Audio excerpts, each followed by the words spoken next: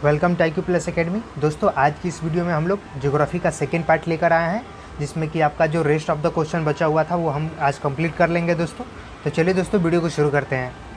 आज का अपना गाइस पहला क्वेश्चन है, काहिरा का समय ग्रीनविच से 2 घंटे आगे है अतः यह स्थित है कहाँ पे। तो दोस्तों जैसा कि हम लोगों ने पिछला बार मैंने बताया भी था ये वाला कॉन्सेप्ट, और इसके बारे में थोड़ा डिस्कस भी किया था कि अगर आपका ये जो अर्थ है इसका एक लाइन है, ये वाला ग्रीनविच जिसको मेडिटेरियन लाइन कहते हैं, प्राइम मेडिटेरियन लाइन इसको बोलते हैं, जो कि इंग्लैंड से होकर क्रॉस करता है ना, इंग्लैंड से होकर गुजरता है। ये वाला पार्ट इंग्लैंड का है तो यहाँ से होकर गुजरता है दोस्तों। और ये अर्थ का भी नॉर्थ पोल और साउथ पोल वाला लाइन है ना, याद रखिएगा। और इसके जैसे जैसे हम लोग ईस्ट की तरफ जाएंगे ना तो हमारा जो समय होगा ना, समय आवर जो होगा ना वो बढ़ेगा, और वेस्ट की तरफ क्या होता है, समय आवर घटता है दोस्तों, है ना, माइनस में होता है, जबकि ईस्ट में समय आवर बढ़ता है दोस्तों, है ना। और एक ऐसा भी लाइन है जहाँ से क्या होता है, दो डे होता है ना, 24 घंटा का अंतराल होता है, मतलब 24 घंटे का जो शिफ्ट होता है ना वो बदल जाता है, जिसके वजह से डेट भी बढ़ जाता है, जिसको हम लोग इंटरनेशनल डेट लाइन कहते हैं। और वो कौन सा है दोस्तों, तो आपको पता ही है, अर्थ का दोनों तरफ का जो ये वाला पार्ट होता है ना, ये जो कॉर्नर वाला, तो यहाँ तक ये क्या होता है कि 0 डिग्री यहाँ पे होता है, तो यहाँ से स्टार्ट होते होते ये कहाँ तक चला जाता है दोस्तों, तो ये 180 तक चला जाता है, यहाँ तक 180 तक चला जाता है ना, यहाँ तक 180 तक चला जाता है। तो इस 180 वाले पार्ट को हम लोग इंटरनेशनल डेट लाइन कहते हैं, है ना, याद रखिएगा। यहाँ से डे शिफ्ट होता है ना, अगर इधर 23 तारीख है तो इसके पास अगर इस साइड तुम चले जाओगे, मतलब इस साइड आगे जाओगे तो इतना कितना हो जाएगा दोस्तों, तो ये 24 तारीख हो जाएगा। ठीक, अगर आप इस वेस्ट साइड में हो और इस लाइन को क्रॉस कर लिया तो इधर अगर 22 तारीख है तो इधर 23 हो जाएगा, है ना, याद रखिएगा। तो ऐसा कुछ मामला है। और आपको पता ही है कि जो अर्थ का ये वाला शिफ्टिंग है, मैं थोड़ा सा क्लियर कर दे रहा हूँ इस सब चीज़ को, फिर से एक बार मैं दिखा दे रहा हूँ। ये जो अर्थ है, ये अर्थ का जो ये वाला लाइन है ना, ये वाला, तो ये 0 डिग्री हो गया। और इसके पैरेलल में जितने लाइन भी होते हैं ना दोस्तों, इसके पैरेलल में जितने भी लाइन होते हैं, जितने भी, वो सब के सब क्या है, इसके 15 डिग्री के अंतराल पे हैं, याद रखिएगा। जितने भी हैं 15 डिग्री के अंतराल पे है। और लास्ट वाला जो होता है वो 180 डिग्री होता है, इस साइड भी 180 और इस साइड भी 180, है ना। तो उतने सारे इसमें लाइन हम लोग, एक इमेजिनरी लाइन एक्चुअली में होता है, वो अर्थ पे कोई रियल लाइन नहीं होता, ये भी याद रखिएगा। तो 15 डिग्री का शिफ्टिंग होता है ना, एक लाइन। अगर मैं बात करूँ कि 1 डिग्री जो होता है ना दोस्तों, 1 डिग्री वो 4 मिनट का समय लेता है। 1 डिग्री मतलब शिफ्ट करिएगा यहाँ से, 1 डिग्री अगर शिफ्ट करिएगा यहाँ से इधर, तो 4 डिग्री का क्या होगा, डिफरेंस होगा दोस्तों। इधर के साइड भी 4 डिग्री का ही डिफरेंस होगा। 1 डिग्री मतलब 4 डिग्री का डिफरेंस। क्यों? क्योंकि टोटल होता है 360। 360 कितने में कवर करता है दोस्तों, आपको पता है। अपना अर्थ जो है वो एक चक्कर लगाता है 24 घंटे में, दिन और रात होता है ना, अर्थ का खुद का अपना रोटेशन होता है उस पर। तो 24 घंटे में 360 हो सकता है। तो यहाँ से मैं आपको दिखा देता हूँ अच्छे से। 24 घंटे में 360 हुआ तो 1 घंटे में कितना होगा दोस्तों, 360/24 हो जाएगा। अब इसको आप कट कर लो, 12 दूना 24, 12 तिया 36, 30/2 हुआ, 15 हो गया। मतलब कि 1 घंटे में वो 15 डिग्री क्या होता है, शिफ्ट करता है, 15 डिग्री। और 15 डिग्री मैंने कही थी कि यहाँ से जो हर एक ये वाला लाइन है ना, ये वाला पैरेलल लाइन, इसके ये 15 डिग्री का शिफ्ट होता है। मतलब 1 घंटा इसका ये वाला कंप्लीट किया, एक लाइन से दूसरे लाइन पे गया ना, तो इसका मतलब वो 1 घंटा का शिफ्ट हो गया, 1 घंटे का शिफ्ट, 1 घंटे का शिफ्ट, ऐसे कर करके आपका 180 तक जाता है, याद रखिएगा, है ना। इधर भी 180 तक जाता है। अब 180 तक इधर से जाना मतलब कितना हुआ, आप बताओ मेरे को, जब 1 घंटे का 15 डिग्री है ना। तो ऐसे आप काउंट कर सकते हो, बहुत ही ईजी है। और यही कॉन्सेप्ट है दोस्तों, है ना। 360 अगर 30 डिग्री की बात की जाए, क्योंकि आपका क्वेश्चन क्या कह रहा है, 2 घंटे की बात कर रहा है। 2 घंटा मतलब 60 मिनट और 60 मिनट, 120 मिनट की बात कर रहा है। तो 1 मिनट में मैंने क्या कही थी आपसे, 1 minute actually 4 minute 1 degree cover करता है ना, 4 मिनट में 1 डिग्री कवर करता है। अगर 4 मिनट में 1 डिग्री कवर कर रहा है, अगर मैं बात करूँ 1 मिनट की, तो 1 मिनट में वो कितना कर रहा है, 1/4 डिग्री कर रहा है ना। 1 मिनट में 1/4 डिग्री कर रहा है ना, तो 120 मिनट में कितना हो जाएगा, तो 1/4 मल्टीप्लाइड बाई 120। 120 से ऐसे करो, 12 कितना होता है, 4 3 30, तो 30 डिग्री हो गया ना दोस्तों। तो 30 डिग्री ये टोटल क्या करेगा, कवर करेगा। आपको पता ही है 30 डिग्री कवर करेगा ना, 30 डिग्री। अब ये 30 डिग्री किधर के साइड होगा, क्योंकि देखो 2 घंटे आगे बोल रहा है, तो आगे का क्या मतलब होता है, आगे का मतलब होता है कि वो ईस्ट साइड में जा रहा है, और पीछे अगर यहाँ पे लिखा होता ना तो इसका मतलब वो वेस्ट साइड में जा रहा है। तो आगे हो जाएगा आपका, आगे के साइड मतलब ईस्ट डायरेक्शन में क्या होगा, 30 डिग्री आगे होगा, है ना। अब आगे आप देख लो ऑप्शन में क्या कह रहा है दोस्तों, तो ऑप्शन में कह रहा है आपका, यहाँ पे आप देख पा रहे होंगे ऑप्शन 30 डिग्री पश्चिम देशांतर की ओर। तो पश्चिम मतलब तो इस साइड हो गया ना, पश्चिम तो इस साइड हो गया, तो बिल्कुल भी नहीं है। पूर्वी देशांतर में आपका 30 डिग्री का डिफरेंस है ना, 30 डिग्री का डिफरेंस पूर्वी देशांतर में। तो इसका राइट आंसर ऑप्शन बी हो जाएगा दोस्तों। मुझे लगता है कि एकदम क्लियर हो गया होगा, और ऐसे क्वेश्चन आपके रेगुलर एक ना एक एग्जाम में रहते ही हैं, तो आप इसको भी आसानी से देख सकते हो, है ना। ऐसे क्वेश्चन को 30 डिग्री पूर्वी देशांतर पर रहेगा, है ना, याद रखिएगा। तो बहुत ही ईजी क्वेश्चन है। अगर वही मैं बात करूँ अपना इंडिया जो है प्राइम मेरिडियन से कितने का डिफरेंस है दोस्तों, तो वो लगभग 5.5 घंटे का डिफरेंस आता है ना। अब 5.5 घंटे का डिफरेंस आता है तो वो कितना डिग्री का चेंजेस होगा, कितना डिग्री मतलब आगे होगा, वो आप हमें कमेंट में बताएंगे कितने डिग्री से आगे होगा। चलिए अगला प्रश्न क्या कह रहा है, दक्षिणी गोलार्ध में सबसे बड़ा दिन है। तो दोस्तों दक्षिणी गोलार्ध में सबसे बड़ा जो दिन होता है ना वो 22 सितंबर का जो दिन होता है, 22 और 21 सितंबर का, वो पूरा साल में सबसे छोटा दिन होता है। और वही अगर मैं बात करूँ सबसे बड़े दिन का, सबसे बड़ा दिन ही 22 दिसंबर वाला है ना। और ये एक्चुअली दक्षिणी गोलार्ध में 22 दिसंबर सबसे बड़ा दिन होता है। वही अगर मैं बात करूँ उत्तरी गोलार्ध में तो ये सबसे छोटा हो जाएगा, ठीक इसका उल्टा हो जाएगा। उत्तरी और दक्षिणी गोलार्ध में जिधर सबसे बड़ा होगा उधर सबसे छोटा होगा। और 22 जून वाला जो डेट है ना दोस्तों, ये आपका उत्तरी गोलार्ध में सबसे बड़ा होता है ना, और दक्षिणी गोलार्ध में यही सबसे छोटा होता है दोस्तों, याद रखिएगा। तो ये बहुत ही खूबसूरत क्वेश्चन है, याद रखनी है। चलिए अगले प्रश्न पे आते हैं दोस्तों, महाद्वीप अलग कैसे हुआ। तो दोस्तों महाद्वीप आपको पता ही है, एक्चुअली में जो अर्थ बना है ना दोस्तों, वो बहुत सारे प्लेट से बना हुआ है, आपको पता ही है। प्लेट का थोड़ा भी मूवमेंट होता है ना तो क्या होता है कि शिफ्टिंग होती है, आप देखते हो अर्थक्वेक आता है, फिर सुनामी भी आ जाती है, जो अगर समुद्र के अंदर वाले पार्ट में अगर प्लेट्स वहाँ पे थोड़ी से मूव करते हैं तो यही रीज़न है दोस्तों, है ना। तो इसका राइट आंसर जो हो जाएगा वो हो जाएगा दोस्तों विवर्तनिक क्रिया से, है ना, याद रखिएगा, विवर्तनिक क्रिया से। चलिए अगले प्रश्न पे आते हैं दोस्तों, वलय क्रिया किसका परिणाम है। तो दोस्तों ये जो वलय क्रिया होती है ना, वो एक्चुअली पर्वत निर्माणीकारी का बल होता है। एक्चुअली पर्वत निर्माणीकारी बल होता है। जब पर्वत का निर्माण हो रहा होता है ना दोस्तों, तो वो एक्चुअली होता कैसे है, आपको पता ही कि बहुत सारे मतलब रीज़न है, बहुत सारे मतलब ऐसे कंडीशन है जिसके वजह से पर्वत का निर्माण होता है। ऐसे आपका वोल्केनिक वाला भी पर्वत होता है, आपको पता ही है। प्लेट शिफ्टिंग की वजह से भी बहुत सारे ऐसे कुछ लैंडफॉर्म क्रिएट हो जाते हैं एलिवेशन टाइप के, तो जो पर्वत बन जाते हैं, तो यही सब रही होंगी, है ना। तो ये सब चीज़ें हैं। तो इसका जो राइट आंसर हो जाएगा दोस्तों ऑप्शन सी, आपको पता ही है। चलिए अगले प्रश्न पे आते हैं दोस्तों, यूरोप की एक पर्वत श्रृंखला है। यूरोप की कौन सी पर्वत श्रृंखला है दोस्तों, तो जो अल्प्स माउंटेन्स है ना दोस्तों, ये यूरोप की है ना। आपको पता ही हिमालय जो एशिया में पड़ती है, रॉकीज माउंटेन्स आपकी आ जाएगी, एंडीज माउंटेन्स आ जाएगी, एंडीज आपकी नॉर्थ अमेरिका में पड़ती है ना। तो याद रखिएगा, बहुत ही अच्छी मतलब। और ये जो अल्प्स माउंटेन है ना दोस्तों, ये एक नवीन मुर्दार पर्वत है जो कि हिमालय की मतलब कैटेगरी में आ जाता है ना, याद रखिएगा। और अगर मैं बात करूँ अल्प्स पर्वत के बारे में कुछ और, तो ये मुख्यतः आपका फ्रांस हो गया, ऑस्ट्रिया हो गया, जर्मनी हो गया, स्विट्ज़रलैंड हो गया, इन सारे इलाकों में ये पड़ता है। और इसका सबसे जो पिक पॉइंट है ना दोस्तों, वो है माउंट ब्लैक। क्या दोस्तों, माउंट ब्लैक, है ना, माउंट ब्लैक सबसे पिक पॉइंट है। इसकी हाइट कितनी हो जाएगी दोस्तों, वो हो जाएगी 4810 मीटर, है ना, याद रखिएगा।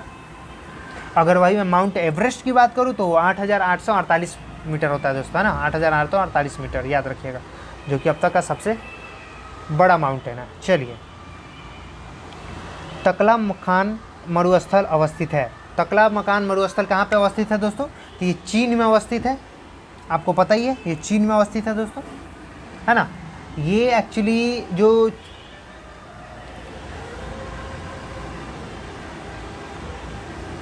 जिजियांग यूबर स्वतंत्र क्षेत्र है ना दोस्तों, उधर ही के साइड ये पूरे तरीके से विस्तृत है ना।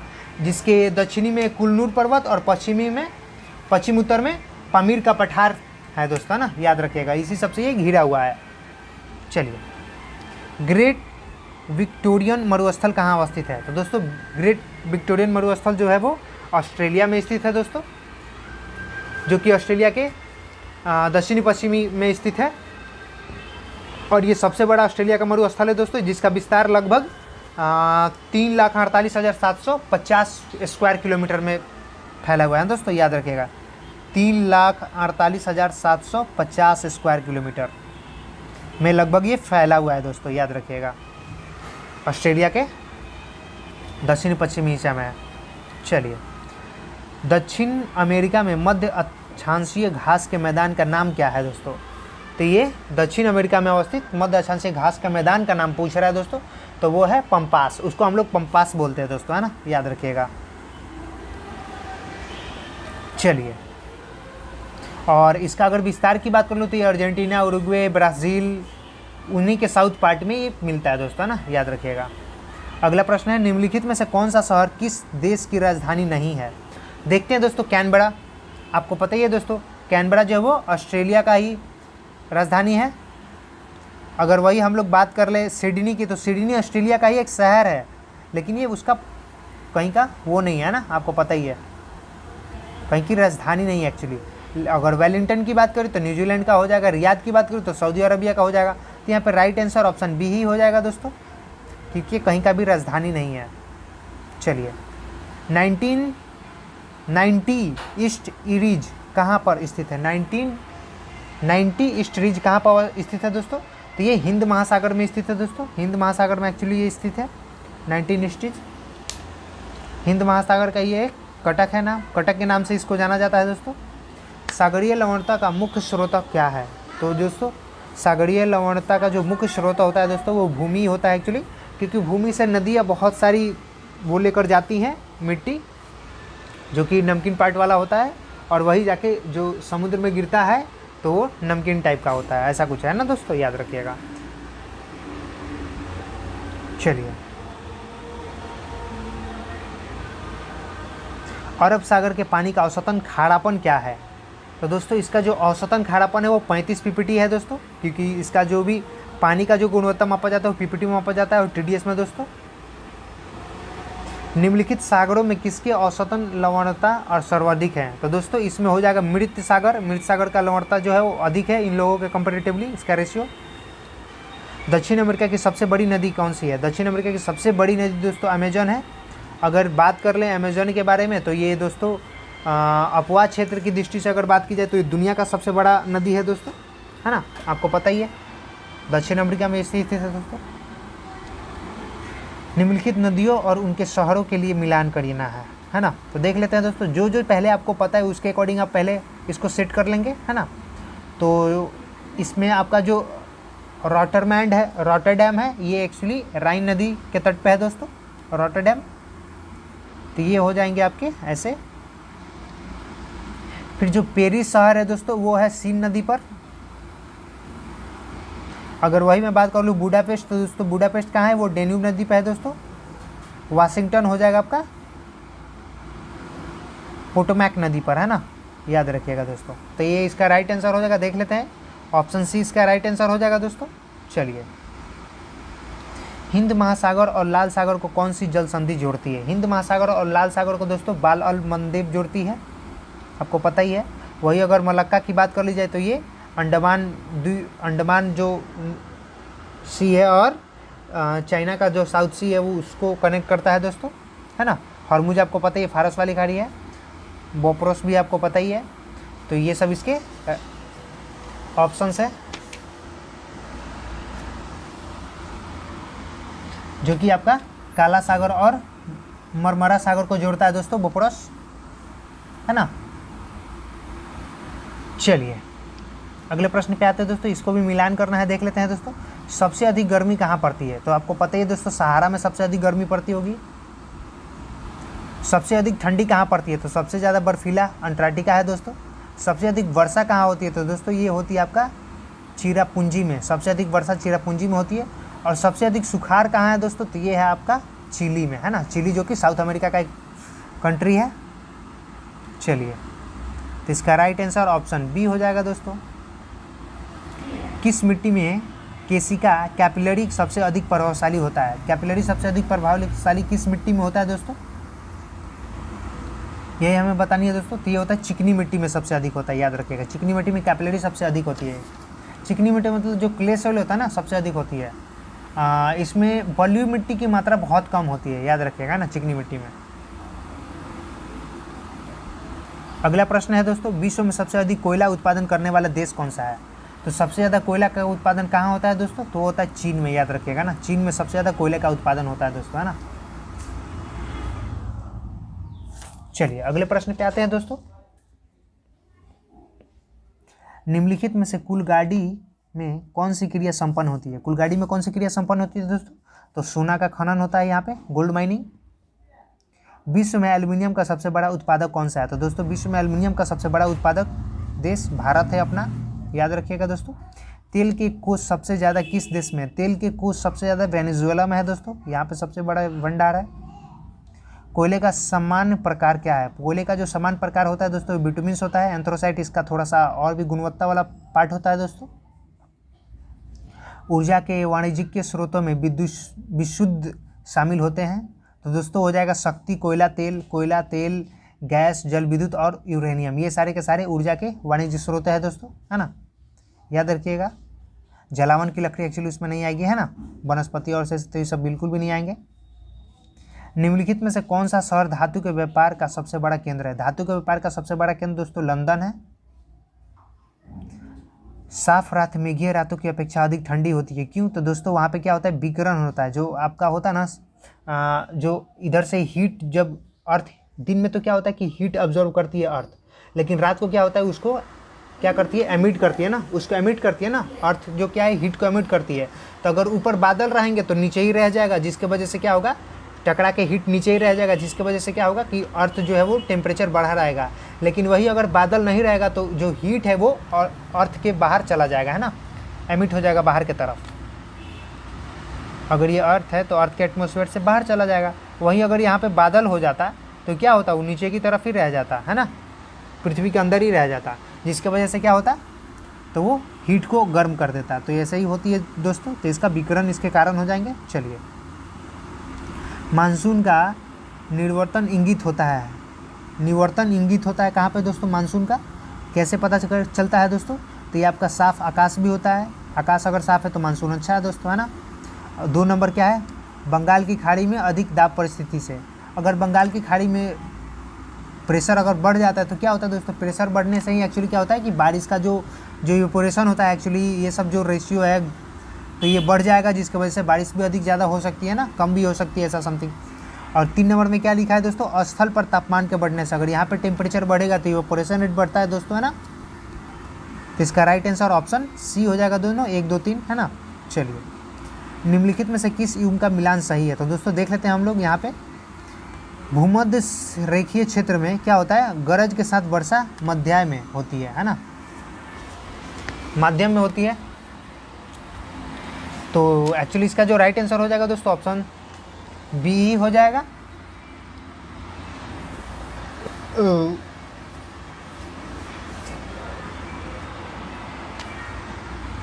वही अगर हम लोग बात कर ले भूमध्य सागरीय क्षेत्र में, तो यहाँ पे वर्षा जो होती है दोस्तों वो कब होती है, वो शीतकाल में होती है दोस्तों। तो ये बिल्कुल भी इसका राइट आंसर नहीं होगा। लेकिन वही अगर हम लोग बात कर ले भूमध्य रेखीय क्षेत्र रेखाओं में, तो क्या होता है, दोपहर पश्चात गरज के साथ ये वर्षा यहाँ होती रहती है लगभग, है ना, लगभग पूरे साल वर्षा होती रहती है भूमध्य रेखीय क्षेत्र इलाके में। तो इसका राइट आंसर इसीलिए ऑप्शन बी हो जाएगा दोस्तों। किस क्षेत्र में, निम्न में से किस क्षेत्र में भूमध्य सागरीय जलवायु प्रचलित नहीं है? तो दोस्तों कहाँ पे भूमध्य सागरीय जलवायु प्रचलित नहीं है दोस्तों? तो वो है पंपाज में, है ना, याद रखिएगा, पंपाज में।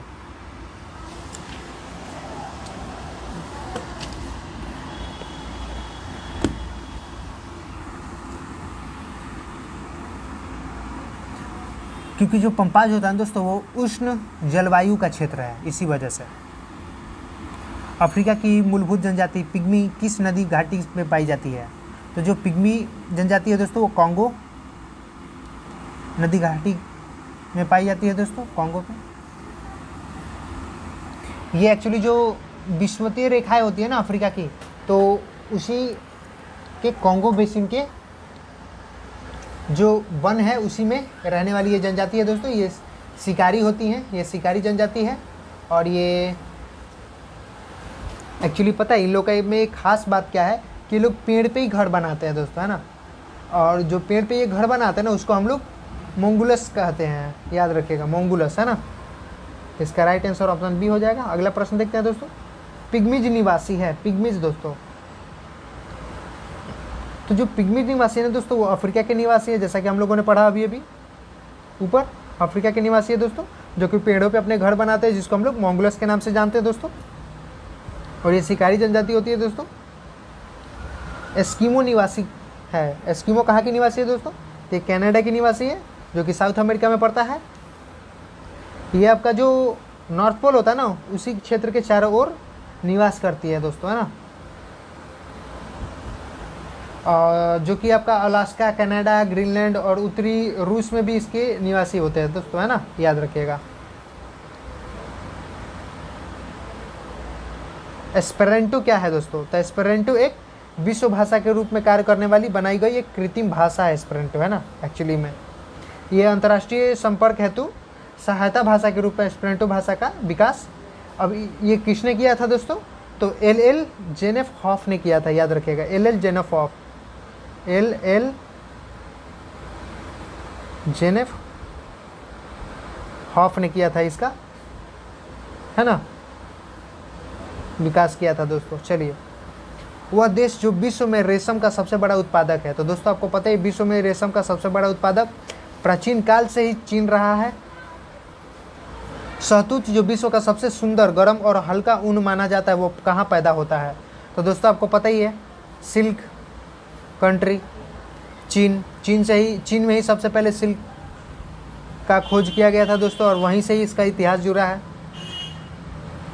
सिल्क सिटी भी हो गई, वहाँ से जो मार्केट करते थे, जिस रूट से जाते थे एक्चुअली उसको सिल्क रूट भी कहा गया दोस्तों, है ना, सेंट्रल एशिया से क्रॉस करता है।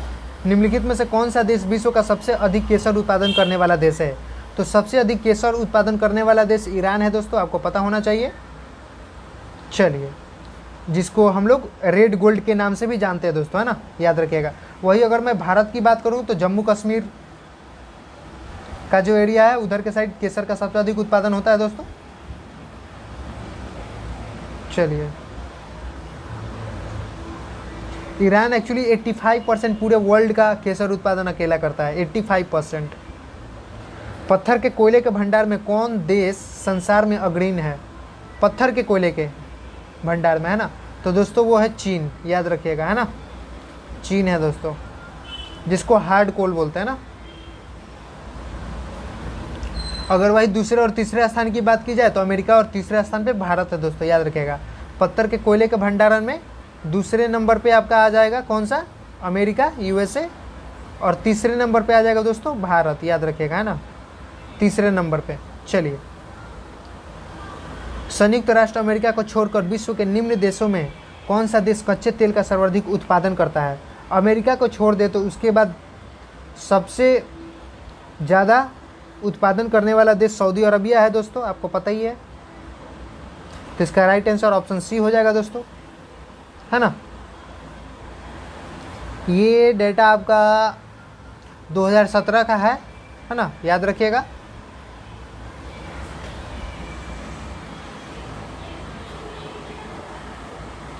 निम्नलिखित में से कौन सा देश विश्व का सबसे अधिक यूरेनियम उत्पादन करने वाला देश है दोस्तों? तो यूरेनियम उत्पादन करने वाला देश दोस्तों वो है कजाकिस्तान, याद रखिएगा। इसका राइट आंसर ऑप्शन ए हो जाएगा, जो कि सेंट्रल एशिया में पड़ता है।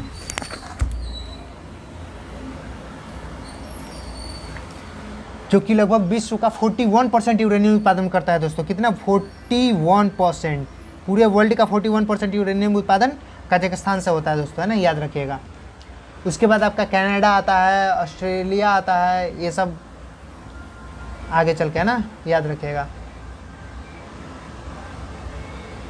टीन मिलता है, टीन कहाँ मिलता है दोस्तों? तो वह प्लेजर निक्षेप में मिलता है दोस्तों, है ना, याद रखिएगा। प्लेजर डिपॉजिट से प्राप्त होता है एक्चुअली।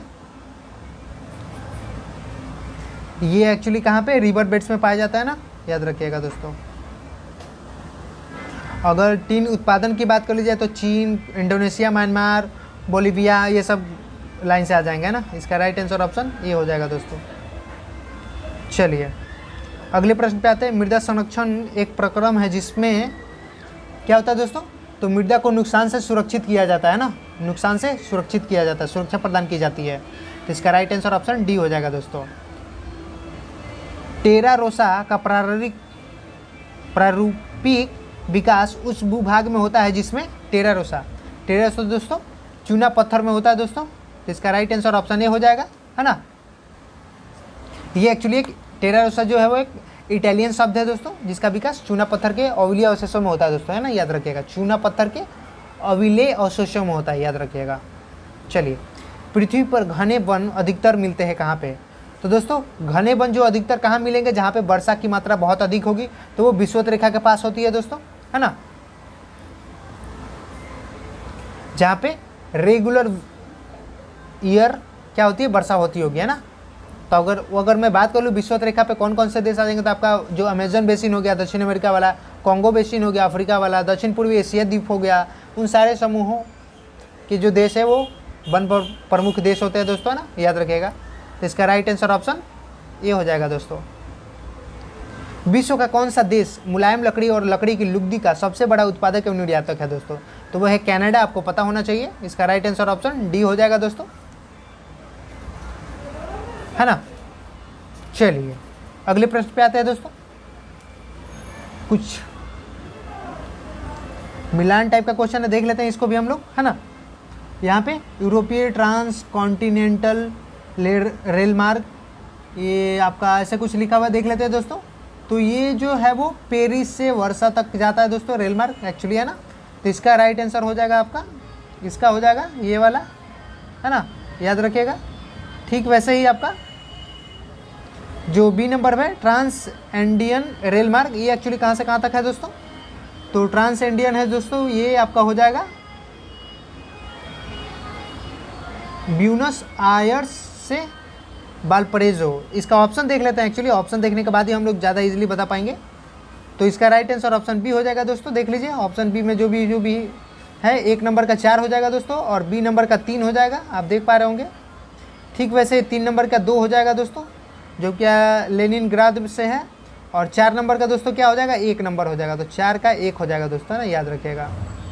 पेरिस से इस्तांबुल स्पेन में पड़ता है दोस्तों। चलिए निम्नलिखित में से कौन एक पतन नगर नहीं है, पतन नगर कौन सा नहीं है दोस्तों, तो वह कैनबरा, है ना, कैनबरा हो जाएगा दोस्तों, जो कि ऑस्ट्रेलिया की अभी राजधानी है।